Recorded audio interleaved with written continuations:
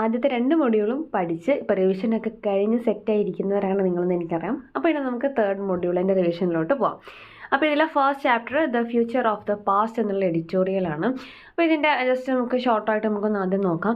The future of the past is written against the backdrop of the death of Bose senior age 85 who belong to the Andamans. അപ്പോൾ ഇതിൽ മെയിനായിട്ട് പറയുന്ന പേരാരുടെയാണ്? Boss സീനിയറുടെയാണ്. അത് കൃത്യമായിട്ട് പഠിച്ചു വയ്ക്കുക, സ്പെല്ലിംഗ് ഒക്കെ ശരിക്കും പഠിച്ചു വയ്ക്കുക. അപ്പോൾ 85 വയസ്സുള്ള ബോസ് സീനിയർ, അങ്ങനെ അവരുടെ മരണശേഷം എന്താണ് അവരുടെ ഭാഷയ്ക്ക് സംഭവിച്ചത് എന്നൊക്കെയാണ് ഇതിനകത്ത് മെയിനായിട്ടും പറയുന്നത്. With her passing away, the tribe's language, Bo, passed into the history and linguistic books. അപ്പോൾ അവരുടെ മരണശേഷം എന്ത് സംഭവിച്ചു? അവരുടെ ഭാഷയാണ് ബോ, അതും കൃത്യമായിട്ട് ഓർത്തു വയ്ക്കുക, അതിനാണ് ബോൾഡ് ആക്കിയിട്ടുള്ളത്. അപ്പോൾ അവരുടെ ഭാഷയായിട്ടുള്ള ബോ എന്ത് ചെയ്യാൻ ചരിത്രത്തിലേക്ക് മായ്ക്കപ്പെട്ടു എന്നാണ് പറയുന്നത്. അതായത് ആ ഒരു ഭാഷ സംസാരിക്കാൻ അറിയാവുന്ന അവസാനത്തെ ആൾ മരിക്കുന്നതിൽ കൂടെ ആ ഭാഷയ്ക്ക് ഇനിയൊരു ജീവനില്ല, അതിനി കണ്ടിന്യൂ ചെയ്ത് കൊണ്ടുപോകാൻ ആളുകളില്ല എന്ന സിറ്റുവേഷനിലേക്ക് കാര്യങ്ങൾ എത്തിയിരിക്കുന്നു. The death of A language can adversely effect the way of life, cultural identity, indigenous knowledge and even the way we think. അപ്പോൾ ജസ്റ്റ് ഒരു ഭാഷയുടെ മരണം അല്ലെങ്കിൽ ഒരു ഭാഷ ഇല്ലാതെയാവുക എന്ന് പറഞ്ഞിട്ടുണ്ടെങ്കിൽ അതൊരു മീൻസ് ഓഫ് കമ്മ്യൂണിക്കേഷൻ മാത്രമല്ല, മറിച്ച് അത് എന്തിനെയൊക്കെ ബാധിക്കുന്നുണ്ട്? ജീവിത രീതിയെയും അതേപോലെ തന്നെ ആ ഒരു സാംസ്കാരിക അല്ലെങ്കിൽ കൾച്ചറൽ ആയിട്ടുള്ള അവരുടെ ഒരു ഐഡന്റിറ്റിയും അതുപോലെ തന്നെ ആ ഒരു പ്രദേശത്തുള്ള ആളുകളുടെ ഇൻഡിജിനസ് ആയിട്ടുള്ള കാര്യങ്ങളെക്കുറിച്ചുള്ള നോളജുകളും മാത്രമല്ല അവരുടെ ചിന്തയെ പോലും ബാധിക്കുന്ന ഒരു കാര്യമാണ് ഒരു ഭാഷയുടെ നാശം എന്നാണ് പറയുന്നത്. എത്രത്തോളം ഇമ്പോർട്ടൻ്റ് ആണ് ഭാഷ എന്നാണ് നമുക്ക് ആ ഒരു ലൈനിൽ നിന്ന് മനസ്സിലാവുന്നത്. Bo is one of the 10 languages of the tribes that populated the Great Andaman Archipelago. Great Andaman ആർക്കിപ്പലാഗോന് പോപ്പുലേഷനിൽ ഉൾപ്പെട്ടുള്ള 10 ലാംഗ്വേജുകളിൽ ഒരു ലാംഗ്വേജ് ആണ് നമ്മുടെ ഈ പറയുന്ന ബോ എന്നുള്ള ഭാഷ. അതൊക്കെ ആ ഒരു ഭാഷയുടെ ഇമ്പോർട്ടൻസ് ആണ് കാണിക്കുന്നത്. Their culture goes back to 70,000 years. 70,000 വർഷങ്ങൾക്ക് മുൻപ് മുതൽക്കുള്ളതാണ് അവരുടെ ആ ഒരു സംസ്കാരം, അല്ലെങ്കിൽ അതിൻ്റെ ഒരു വേരുകൾ അവിടെ നിന്ന് തുടങ്ങിയിട്ടുള്ളതാണ്. The reducing number of indigenous people was caused either through the killing by the British colonizers or by the diseases they brought with them. അപ്പോൾ ഇവരുടെ ആ ഒരു അംഗസംഖ്യ കുറഞ്ഞുകൊണ്ടിരിക്കുക. കാരണം എന്താ? 2 കാര്യങ്ങളാണ് പറയുന്നത്. ഒന്നെങ്കിൽ കോളനൈസേഴ്സിൻ്റെ ഒരു കടന്നുവരവ്, അല്ലെങ്കിൽ അവർ കൊണ്ടുവന്നിട്ടുള്ള അസുഖങ്ങൾ കാരണം.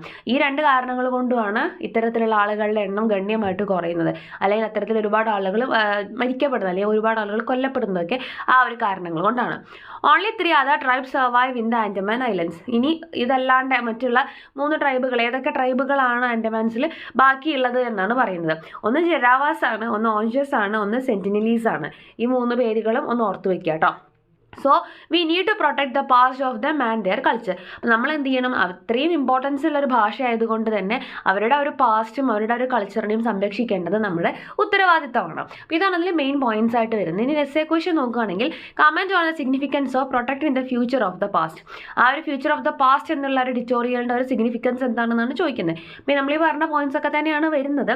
അപ്പോൾ നമുക്ക് പറയാനാണെങ്കിൽ നമുക്ക് മെയിനായിട്ടും സ്ട്രെസ് ചെയ്യേണ്ടത് ബോവാ സീനിയറുടെ കേസ് തന്നെയാണ്.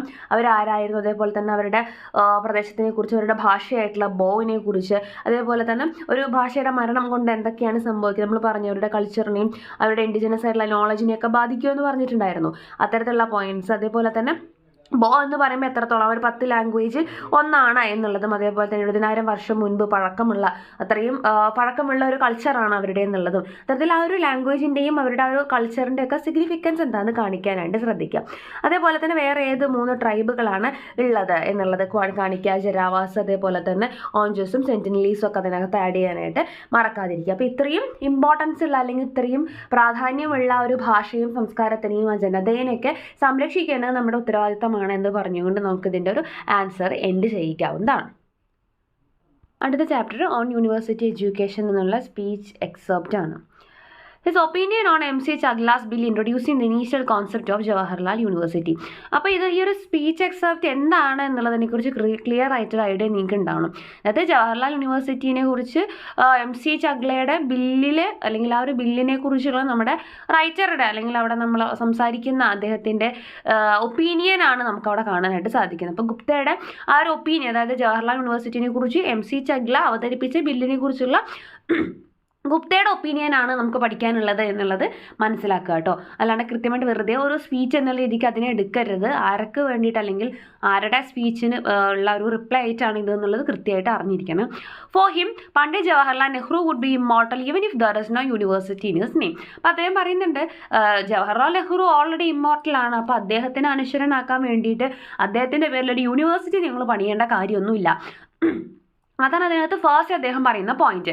Gupta wants the new university should be open for the poor people. അപ്പോൾ അദ്ദേഹത്തിനെ സംബന്ധിച്ച് ആ ഒരു യൂണിവേഴ്സിറ്റിയുടെ പേരോ അല്ലെങ്കിൽ നെഹ്റുവിനെ അത് എങ്ങനെ ഇമ്മോർട്ടലൈസ് ആക്കുന്നു ഇതൊന്നും അല്ല ഇമ്പോർട്ടൻറ്റ്. മറിച്ച് എന്താണ്, ആ ഒരു യൂണിവേഴ്സിറ്റി നിർമ്മിക്കപ്പെടുമ്പോൾ അതിനുശേഷം അതിനകത്ത് എന്തിനു സാധിക്കണം, സാധാരണക്കാരായ എക്കോണമിക്കലി ബാക്ക്വേർഡായി നിൽക്കുന്ന ജനങ്ങൾക്കൊക്കെ അത് ആക്സസ് ചെയ്യാനുള്ള അല്ലെങ്കിൽ അവരുടെയൊക്കെ മക്കൾക്ക് അത് ആക്സസ് ചെയ്യാനുള്ള ആ ഒരു അവസരം അവിടെ ഉണ്ടാവണം. The new university should cater to the requirements of our country that our people need for our developments. നമ്മുടെ രാജ്യത്തിൻ്റെ ആവശ്യങ്ങൾ അല്ലെങ്കിൽ റിക്വയർമെൻറ്റ്സിനനുസരിച്ച് നമ്മുടെ ഡെവലപ്മെൻറ്റിന് ഉതകുന്ന തരത്തിലുള്ള യൂണിവേഴ്സിറ്റി ആയിട്ട് വേണം അത് ബിൽഡ് ചെയ്തെടുക്കാനായിട്ട്. The university should be run on a broad basis without any bureaucratic setup. ഒരു കൃത്യമായിട്ടൊരു ബ്യൂറോക്രാറ്റിക് സെറ്റപ്പ് ഒന്നും ഇല്ലാതെ ഒരു ബ്രോഡ് ബേസിസ് തന്നെ ഏതെങ്കിലും ഒരു ചില വിഭാഗങ്ങളുടെ കയ്യിൽ അധികാരം അല്ലെങ്കിൽ അതിൻ്റെ പവർ കേന്ദ്രീകരിക്കുന്ന രീതിയിലൊന്നും നിൽക്കാതെ ഒരു ബ്രോഡ് ബേസിസിൽ തന്നെ നിലനിൽക്കാൻ സാധിക്കുന്ന യൂണിവേഴ്സിറ്റി ആയിരിക്കണം നിർമ്മിക്കപ്പെടേണ്ടത്. A special faculty should be appointed to teach the necessity of peace. സമാധാനത്തിൻ്റെ ഇമ്പോർട്ടൻസ് പഠിപ്പിക്കാൻ വേണ്ടിയിട്ടൊരു സ്പെഷ്യൽ ഫാക്കൾട്ടി അല്ലെങ്കിൽ അധ്യാപകൻ അല്ലെങ്കിൽ അധ്യാപിക തന്നെ അവിടെ അപ്പോയിൻറ്റ് ചെയ്യണം എന്നും അദ്ദേഹത്തിന് ഒപ്പീനിയൻ ഉണ്ടായിരുന്നു. Educate students in various matters connected with development of democratic institutions and democracy in the country.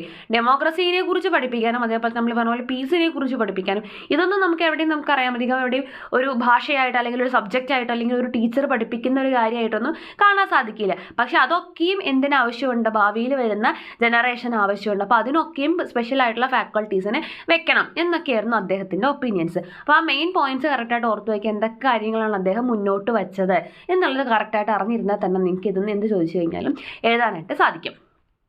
Bhupesh Gupta's observations and critic of the Jawaharlal Nehru university bill. അദ്ദേഹത്തിൻ്റെ ഒബ്സർവേഷൻസ് എന്തൊക്കെയാണ്? അപ്പോൾ നമ്മൾ പറഞ്ഞു തന്നെയാണ് ആദ്യം നമ്മൾ പറയേണ്ട അദ്ദേഹത്തിന് നെഹ്റുവിനെ കുറിച്ചുള്ള കോൺസെപ്റ്റ് പറഞ്ഞിട്ട് തന്നെ തുടങ്ങുക. നെഹ്റു എന്ന് പറഞ്ഞത് ഓൾറെഡി ഇമ്മോർട്ടലാണ്, അതിലൊരു തർക്കവുമില്ല. അല്ലാണ്ട് അദ്ദേഹത്തിനെ ഇമ്മോർട്ടലാക്കാൻ വേണ്ടി യൂണിവേഴ്സിറ്റിക്ക് ഒരു പേരിടേണ്ട കാര്യമൊന്നുമില്ല. അതുകൊണ്ട് തന്നെ ആ ഒരു പേരിൽ എന്തിരിക്കുന്നു, ആ പേരിനെ സ്ട്രെസ് ചെയ്തുകൊണ്ട് നമ്മുടെ സമയം വേസ്റ്റ് ചെയ്യേണ്ട കാര്യമില്ല. എന്താണ് ആ യൂണിവേഴ്സിറ്റി അല്ലെങ്കിൽ എന്താവും ആ യൂണിവേഴ്സിറ്റി എന്നതിലാണ് നിങ്ങൾ കൂടുതൽ സ്ട്രെസ് കൊടുക്കേണ്ടത് എന്നാണ് അദ്ദേഹം പറഞ്ഞു തുടങ്ങുന്നത്. പിന്നെ എന്താണ് പറയുന്നത്, സാധാരണക്കാരായ ജനങ്ങൾക്ക് വേണ്ടിയിട്ട് തുറന്നു കൊടുക്കാൻ പറ്റുന്ന തരത്തിലുള്ള ഒരു യൂണിവേഴ്സിറ്റി ആയിരിക്കണം. നമ്മുടെ രാജ്യത്തിൻ്റെ റിക്വയർമെൻറ്റ്സ് എന്താണ് എന്നുള്ളതാണ് നമ്മൾ ശ്രദ്ധിക്കേണ്ടത്. അല്ലാതെ കാംബ്രിഡ്ജ് അങ്ങനെയാണ്, ഓക്സ്ഫോർഡ് യൂണിവേഴ്സിറ്റി ഇങ്ങനെയാണ് എന്നൊക്കെ പറഞ്ഞ് വെസ്റ്റേൺ കൾച്ചറിനെയും അല്ലെങ്കിൽ വെസ്റ്റേൺ യൂണിവേഴ്സിറ്റീസിനെയൊക്കെ ഇമ്പോർട്ടൻസ് കൊടുക്കേണ്ട കാര്യമില്ല. അതിനൊന്നും അദ്ദേഹം അപ്രിഷ്യേറ്റ് ചെയ്യുന്ന ഒരാളല്ല. അവർക്ക് അതിൻ്റേതായ അവരുടെ സമൂഹത്തിനും കൾച്ചറിനും അങ്ങനത്തെ ഒരു യൂണിവേഴ്സിറ്റി ആയിരിക്കും അവിടെ ആവശ്യം. പക്ഷേ അതേപോലെ നമുക്ക് നമ്മുടെ നാട്ടിൽ കൊണ്ടുവന്ന് ചെയ്യാനായിട്ട് സാധിക്കില്ല. കാരണം നമ്മുടെ രീതികളും നമ്മുടെ ചുറ്റുപാടുകളും നമ്മുടെ സംസ്കാരവും അവരിൽ നിന്ന് വ്യത്യസ്തമാണ്. അപ്പം നമ്മുടെ ആവശ്യം അനുസരിച്ചിട്ട് വേണം നമ്മുടെ നാട്ടിലൊരു യൂണിവേഴ്സിറ്റി ഉണ്ടാവാൻ വേണ്ടി. അതായത് നമ്മുടെ ഡെവലപ്മെൻറ്റിന് അവർ ഡെവലപ്മെൻറ്റാണ് അവർ ഇമ്പോർട്ടൻ്റ് ആയിട്ടുള്ളൊരു കാര്യം എന്നുള്ളത് ഓർത്തിരിക്കാം. പിന്നെ അതിനകത്ത് എന്താണ് പറയുന്ന കാര്യങ്ങൾ, അദ്ദേഹത്തിൻ്റെ സജഷൻസ് പറയുമ്പോൾ നമ്മൾ ലാസ്റ്റ് ആ ഒരു സ്ലൈഡിൽ പറഞ്ഞ കാര്യങ്ങൾ തന്നെയാണ്. അതായത് അപ്പർ ക്ലാസ് പീപ്പിളിൽ നിന്ന് ഇതുവരെ ഒരു വിദ്യാഭ്യാസം എന്ന് പറയുന്നത് അപ്പർ ക്ലാസ് പീപ്പിളിൻ്റെ കയ്യിലായിരുന്നു.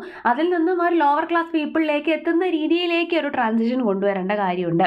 അതേപോലെ തന്നെ എന്താണ് ഒരു ബ്രോഡ് ബേസിസിലാണ് കൊടുക്കേണ്ടത്, അല്ലാണ്ട് കൃത്യമായിട്ടൊരു ബ്യൂറോക്രാറ്റിക് സെറ്റപ്പിലേക്ക് അത് കൊണ്ടുവരാതിരിക്കാൻ ശ്രദ്ധിക്കണം. മാത്രമല്ല ഇതേപോലെ വേൾഡ് പവറിനെ കുറിച്ചോ അല്ലെങ്കിൽ പീസിനെ കുറിച്ചോ ഒക്കെ കുട്ടികളെ പഠിപ്പിക്കാൻ വേണ്ടിയുള്ള സ്പെഷ്യൽ ഫാക്കൾട്ടീസിനെയും അവിടെ ആവശ്യമുണ്ട്. അപ്പോൾ ഇത്തരത്തിലുള്ള അദ്ദേഹത്തിൻ്റെ ആ ഒരു സജഷൻസ് എന്തൊക്കെയാണെന്ന് കൃത്യമായിട്ട് പോയിന്റ് ആയിട്ട് നിങ്ങൾ പഠിച്ചാൽ മതി. പിന്നെ അതിനെ എലാബറേറ്റ് ചെയ്ത് കഴിഞ്ഞാൽ ഏത് വലിപ്പത്തിൽ വേണമെങ്കിലും നമുക്ക് ആൻസർ ചെയ്യാവുന്നതാണ്.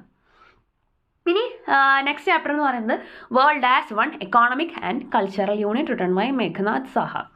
അപ്പോൾ ഇതിനകത്ത് പറയുന്നത് ലോകം എങ്ങനെയാണ് മൊത്തത്തിൽ ഒരു കൾച്ചറൽ യൂണിറ്റ് ആയിട്ട് അല്ലെങ്കിൽ എക്കോണമിക് യൂണിറ്റ് ആയിട്ട് പറയുന്നത് എന്നുള്ളതാണ് ഇതിനകത്ത് മെയിനായിട്ടും സ്ട്രെസ് ചെയ്യുന്ന കാര്യങ്ങൾ. അപ്പോൾ ഇതിനകത്ത് അദ്ദേഹം പറയുന്നുണ്ട് മൊത്തത്തിൽ ലോകം ഒരു എക്കോണമിക് യൂണിറ്റ് ആയിട്ട് അല്ലെങ്കിൽ ഒരു കൾച്ചറൽ യൂണിറ്റ് ആയിട്ട് മാറിക്കഴിഞ്ഞു.